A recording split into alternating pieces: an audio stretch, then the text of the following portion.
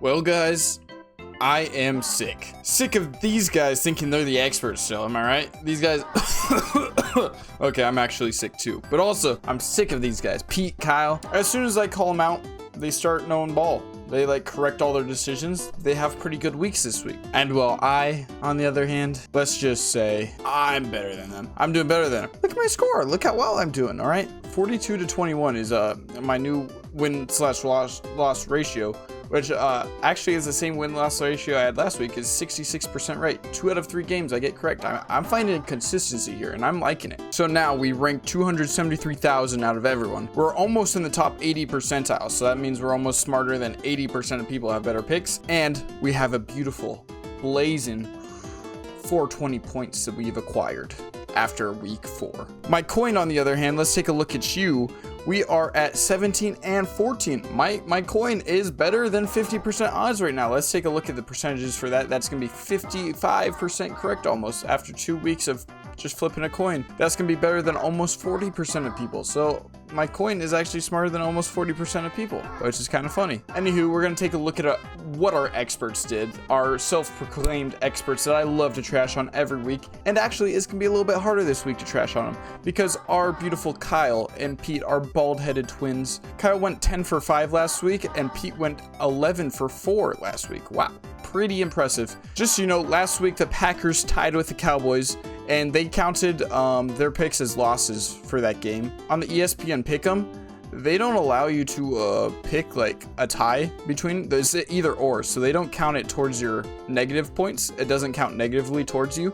So I'm gonna be good, gracious man to Kyle and Pete and not count it towards them. They went 11-4, 10-5. That's pretty good. And so overall, with their points, I stacked it up. Pete is coming in at a respectable 57% correctness, and Kyle is almost 51% correct. So right now, as it currently stands, my coin has a better percent correctness than Kyle, and Pete is only 3% correct more than my coin is. So, I mean, are they looking good? Are they looking bad? I'm still wealthy 9% more correct than Pete so far, who's doing better than Kyle. So let's just say that I might know more than the experts, all right?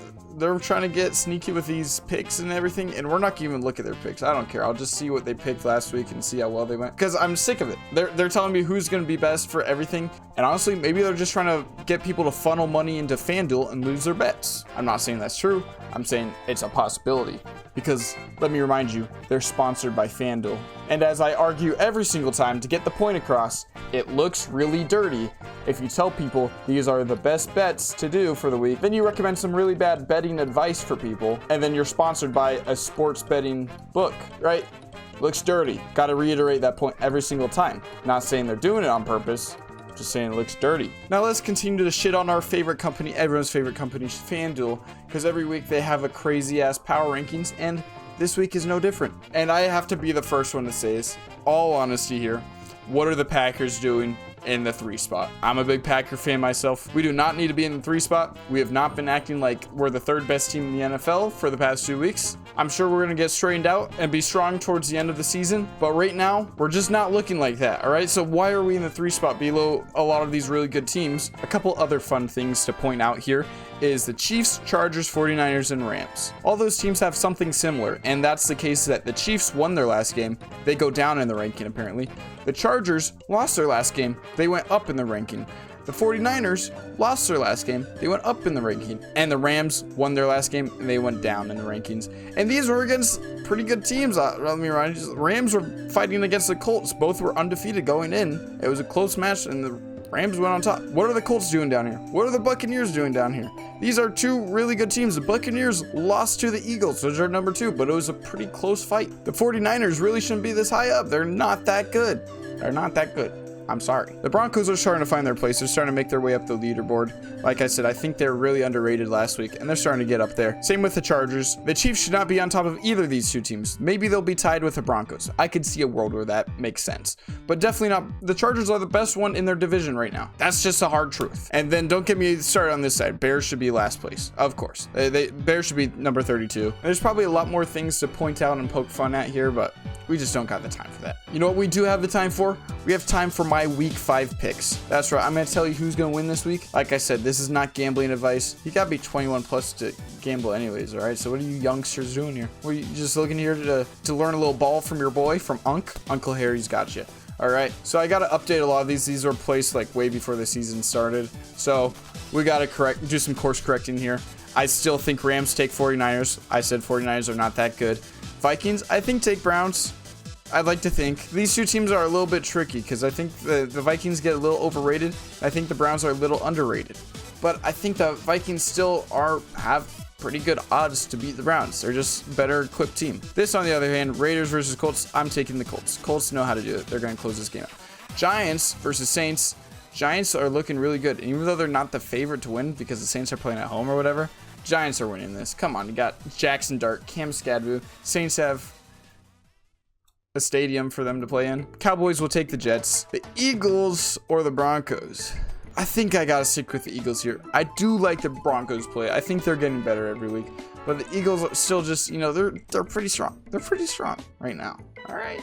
Then you have the Dolphins versus Panthers. This is a game of both teams are pretty bad. And it's just like, how do I decipher which one's less bad than the other? Like, who's going to take advantage of each other's flaws most? And maybe I'm thinking Dolphins here. I think that's the best way to go, is just pick Dolphins. And then you have Ravens versus Texans. And the Ravens, honestly, and the Ravens aren't the favorite team to win here, which is weird because I think they are a stronger team. They don't have Lamar Jackson, at least I don't think, but I think they just got more skills than the Texans, I'd like to think. I don't know. This is a weird game. Let's go Ravens. Cardinals got Titans easy in my brain. Buccaneers take Seahawks. I think Buccaneers are stronger than Seahawks. Lions will easily take the Bengals. Do you see that there? It wanted me to click Bengals. It clicked back for a second. Next, we got Chargers versus Commanders. I think Jaden Daniels is returning. But I think Chargers, they lost to the Giants last week, but Justin Herbert still has that charisma. He's that man. What can I say? Chargers winning. Bills got Patriots. Chiefs got Jaguars. I like that. I think I like that. And how many points are going to get scored? 45. Perfect. That's going to be my week 5 picks. Isn't it funny that I told you all these really quickly and I didn't even give much of an explanation for why I'm picking each one? But then these guys take 45 minutes to tell you all these picks and they're not even better than mine. But like, isn't that silly? It's a little silly in my head. But now it's time for everyone's favorite part of the video. Literally just a coin. We got to do his week 5 picks. All right. As a reminder, heads always goes for the home teams. Tails goes for the away teams. All right, so let's see what Mr. Lincoln, Abe Lincoln, picks for week 5. Tails is going to be the start. 49ers against Rams. I don't think I like that. Next, we have another Tails. Vikings over Browns. Okay, that's what I picked. Then we're going Tails again. Raiders over Colts. Okay, Mr. Lincoln. Then we're going Tails again. We have 4 away teams in a row getting picked. I'm not sure. I don't know. I don't know what I feel.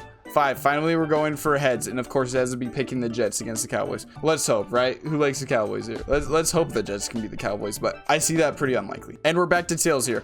We are picking Broncos over the Eagles. I don't know what Abe Lincoln's cooking. This is probably the worst week picks yet so far, but also we haven't seen any of the games play out yet. Maybe Abe Lincoln knows something that we don't. I mean, he has a winning record, right? Then we got heads. We have Panthers over Dolphins. I swear, he's picking the home games for the ones that are like, well, why would you pick the home games here? Well, why would you pick the home games here? Home again. Okay, Ravens over Texas. Let's take it. Tails again. Titans over Cardinals. Whoa. The coin's testing me today. Oh, man. And then heads. And then we got Seahawks over Buccaneers. Yeah, why not? Why not? And then we got the tails. We got Lions over Bengals. Okay. We're making some sense now. We're spinning some sense. And then Commanders over Chargers. And then Bills over Patriots. Okay. And then Jaguars over Chiefs. Guys, I don't know what the coin's cooking here. I'm actually curious to see what the odds are if you did a parlay of all these. So just out of curiosity and a little bit of nervousness, see how well my coin's gonna do. I think these picks are really terrible. And let's just see the odds are if you put a 14-game parlay down on exactly what my coin picked. $1 pays out almost $60,000. I mean, it's only $1 you're putting down. But at the same time, it's just a coin and you shouldn't trust any of these picks. Actually, I might lean towards recommending quite the opposite of all these picks.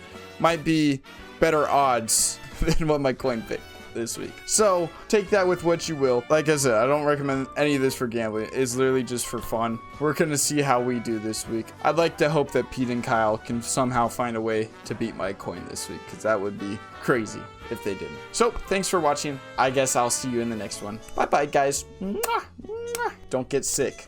It's not fun.